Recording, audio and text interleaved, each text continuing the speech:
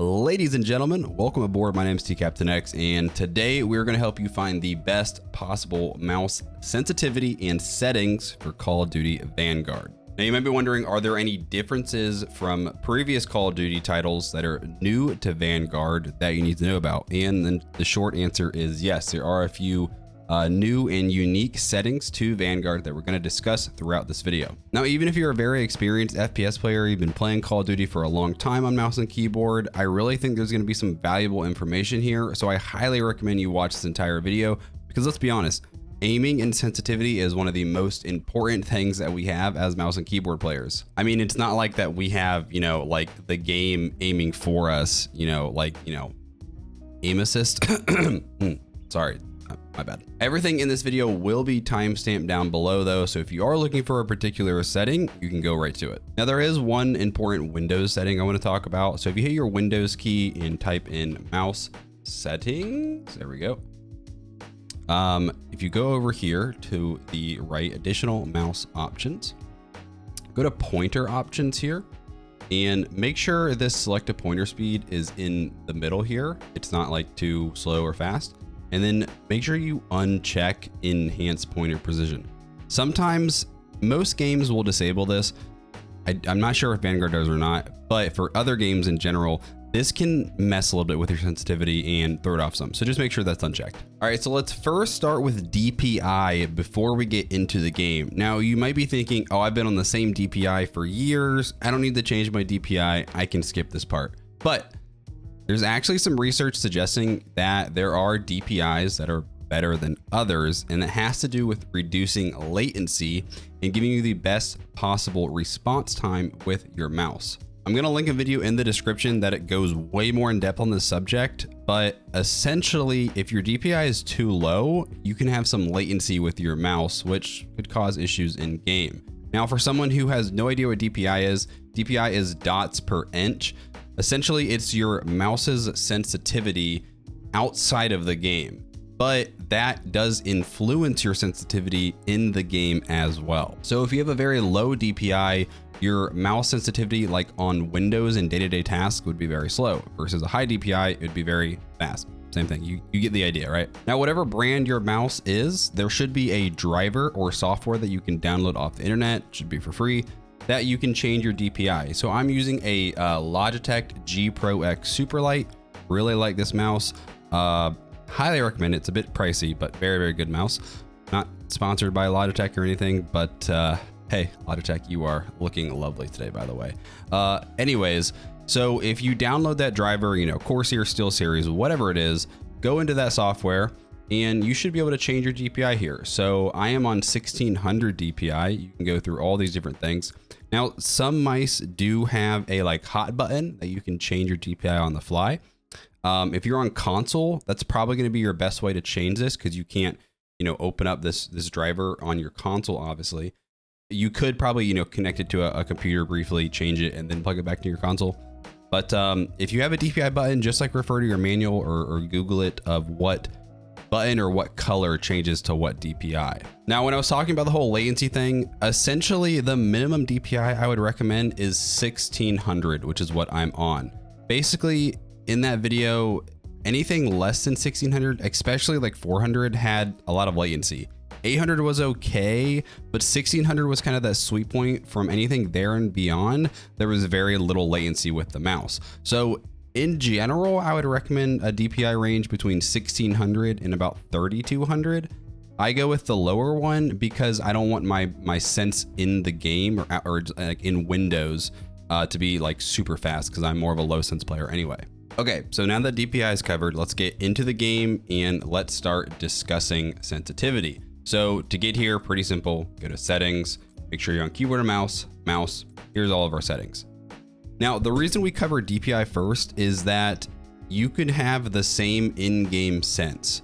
So let's say you and I both had this sense of 1.77, but if your DPI is different than mine, we swapped computers to play on, the sensitivity would feel completely different. So basically, this is how eDPI works, or effective DPI. All it is your DPI times your in-game sensitivity. So for myself, for example, my DPI of 1600 times my sense of 1.77 equals an eDPI of 2832. Now I know that's a weird number, so for examples, I'm gonna hypothetically say that my sense is 3 just for easier numbers. By the way, 1600 DPI and 3.0 sense, very, very good starter sense if you have no idea where to start. So let's just briefly explain how eDPI works. So 1600 DPI times a sense of 3 is 4800 eDPI. But let's say you want to play on a higher DPI, you like 3200. Since that's double 1600, if we take half in-game sense from 3 to 1.5, so 3200 times 1.5, that still equals 4800 eDPI.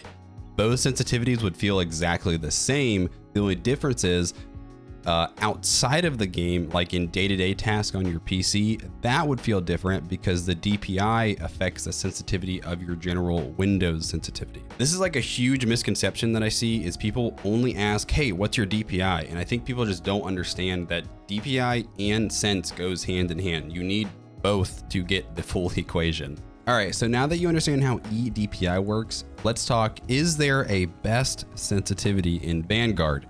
And the short answer is no. There is no one exact best sensitivity, but there is definitely a range of sensitivities. Like I said previously, the eDPI of 4800 is an excellent starting point. Now with that eDPI of 4800, it would take you 29 centimeters of linear movement on your mouse pad to turn 360 degrees in game.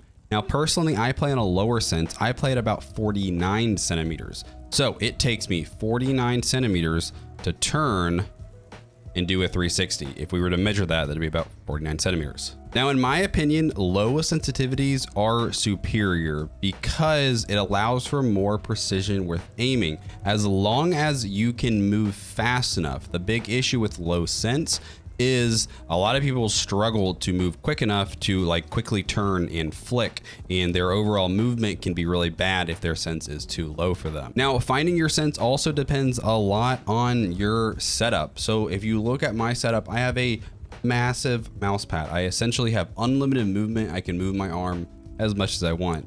You might have a very small mouse pad. In general, I would say you should be able to at least do a 360 with one full swipe of your mouse pad. If you don't have enough room to do a full 360, you either want to look into changing your setup in your mouse pad to make it bigger, or you might want to consider changing your sensitivity. Now, one of the most common mistakes I see, especially with new players who are struggling with their aim, is they play on way too high or too fast of a sensitivity. Typically, anything faster than about 13,000 eDPI or faster than about 10 centimeters per 360, I think is just not a good idea. I will say this, there are people that play crazy fast sensitivity and they are very, very good aimers. But if you're struggling with aim, my best rule of thumb is decrease your sensitivity. My overall recommended range of sensitivities for Vanguard would be anywhere from about 15 to 50 centimeters per 360, or about an eDPI of 2800 to 9600. You might be changing your sensitivity because of this video, and changing your sense is always very awkward and you'll probably struggle at first. I do have some videos that go over some tips for that, so I will link that in the description below. All right, so now let's finally get into the rest of the settings. So there is a show more under mouse sensitivity, and there are a few different multipliers that you can change. So there is a vertical sensitivity multiplier. This means if I were to turn this way up, so for example, we'll just crank this up, this makes it so my up and down movement is a lot faster. Overall, I do not recommend changing this. Definitely recommend keeping this to 1. Everything should be 1-to-1 because it's best for muscle memory. Now you can also change this for ground vehicles. This is just for driving is what it says here. I think that's probably not a bad idea. I haven't really had experience with driving vehicles in Vanguard yet. That'll probably be introduced with Warzone once it's integrated. It's up to you if you want to change that. Now from Warzone previously, I did have my air vehicle sense multiplier up to 2. You can now go up to 4. Previously, you can only go to 2 in Warzone. This made flying helicopters way easier on Warzone. I don't know what flying the planes will be like in Vanguard. Planes are supposed to be introduced to Vanguard at some point. So this is something to play around with. This just made flying for me a lot easier though. All right, ADS Sensitivity Multiplier. This is an interesting one. Now, I play with no multiplier. I play basically it's on 1.0, meaning it's not changing my sense. Overall, I would recommend playing with a sense multiplier of 1.0 because again, muscle memory is king when it comes to aiming. Most people do play with a multiplier a little bit lower than 1. Overall, if you feel like your hipfire sense is too fast and you need to use this, I would recommend a range from about anywhere from maybe 0.7 to 1 being acceptable. But I highly recommend trying this on 1 and getting used to it. I did this maybe a year ago, and this has drastically helped my aiming in the long run. So just to explain how this works really quick, in case you're confused, let's say I put it to 0.1. So basically when I'm aiming, or I'm not aiming, I can move like this. When I'm aiming, look how much slower my sense is. Look how fast I have to move. Basically, if it's on 0.1, what it's doing is it's taking my sense and it's basically only 10% of what my normal sensitivity would be. Now, I highly recommend not going above 1 either, because I just really don't see the point of going above 1. I don't know. Okay, I realized I just explained what ADS Sensitivity Multiplier is like I was talking to a 2-year-old, and I'm sorry. I know you guys are smarter than that, but I'm trying to be like a teacher here and like really dumb it down so everybody understands. So I'm sorry, please don't hate me. All right, custom sensitivity per zoom is a new one that this is kind of a cool one. This is new. It used to be only low and high zoom you could change.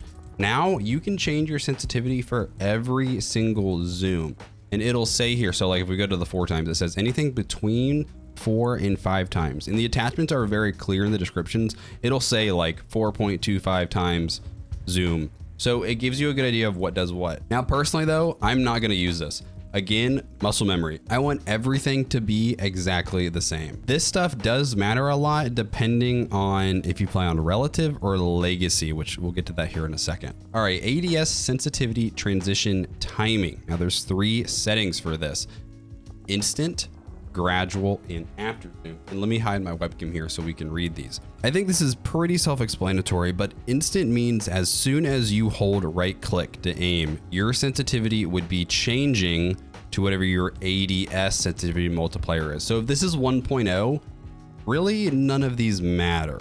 But if you are using a different one, it does matter. If we go all the way to after zoom, this means that that sensitivity multiplier is not going to take effect until you are fully scoped in. And then gradual is going to be in between. But like I said, if you're playing on 1.0 sense multiplier, ADS sense multiplier, it really shouldn't matter. All right, this is a new one for Vanguard, is the vertical aim broken down to on foot, ground vehicles, and air vehicles. This is basically what this is inverting your aim.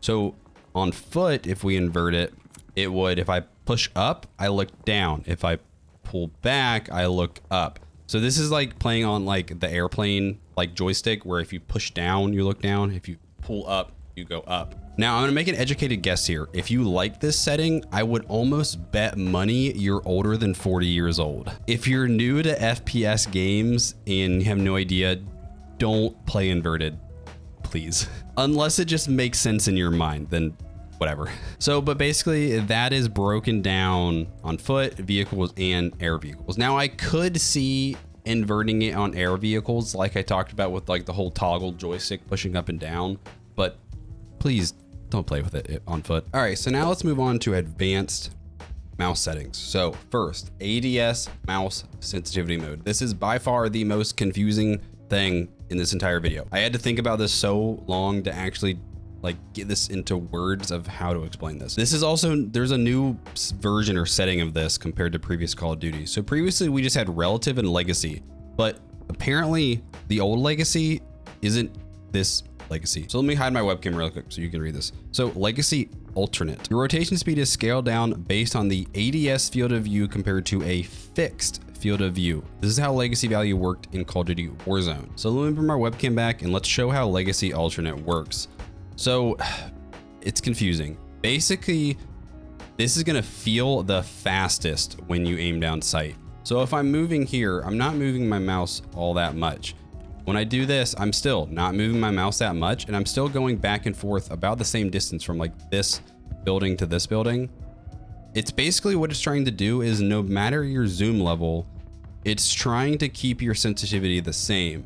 So if you aim down sight with a very high zoom weapon, it's going to feel way too fast in my opinion, because it's trying to make your mouse move the same distance from here to here, whether you're zoomed or whether you're hip fired. That's my best way of explaining this one. Now let's go to legacy. So legacy is your rotation speed is scaled down based on the ADS field of view compared to your previous field of view. So basically this one's gonna feel the slowest of the three. Essentially, it's like the opposite of legacy alternate. So if I'm moving here versus when I zoom in, I have to like, this just feels way slower. I have to move my mouse a lot more to do the same distance.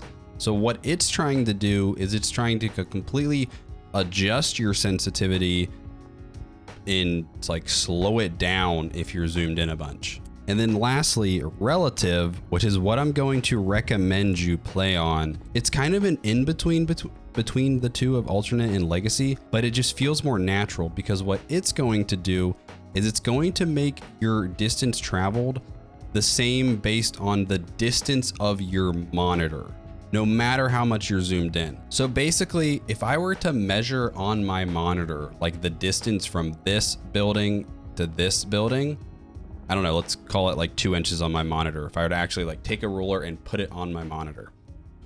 When I zoom in, my ADS sense, it's going to adjust so that 2 inches on my monitor is still moving the same amount. So like, let's say if I move my mouse here to here, I don't know, maybe that's like a centimeter, but that moves it 2 inches on the monitor. When I zoom in, that same movement, it's still moving 2 inches on the monitor. This to me feels the best for muscle memory. In general, other FPS games typically work like this. So overall, I would definitely say stick with relative, but legacy I think is not a bad idea, but it's definitely going to slow your ADS down a lot on high zoom weapons. Overall, I don't think legacy alternate is a good idea though. All right, that was a doozy explaining that one. So if you're going to use relative, which I recommend, make sure you click on this show more. You're going to see this monitor distance coefficient. This is what kind of determines and what keeps everything that whole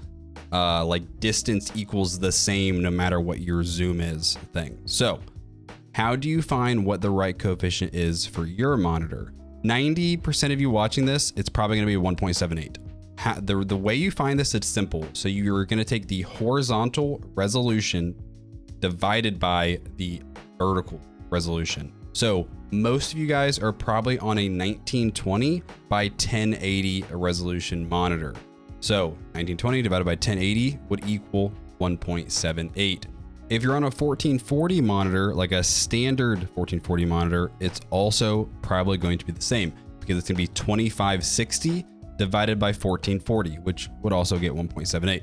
The times it's different is if you're on one of those like ultra wide monitor or some like goofy shaped monitor. For the most part, all monitors have that same ratio in terms of size, unless you're on a really wide one or something.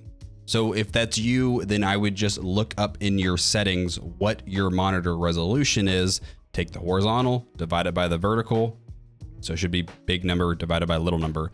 That's your monitor distance coefficient. So moving on, this is another new one to Vanguard, which I like this one. This is a cool one. I don't know if I'll really use it though. Basically, this is ADS Sense Multiplier for steady aim. Basically what this does is when you steady aim, like with a sniper, for example, you can change your sensitivity. So for me, I hold my side button to steady my aim. When I hold it, you could change your sense. Maybe you could have it set, like if you want for snipers, to, you know, like decrease your sense to be able to like really finely line up a long snipe. I could see going a little bit less than one, but I'm gonna leave it at 1 personally. Again, muscle memory. All right, and then these last settings, mouse wheel input delay. I think this is new to Vanguard as well.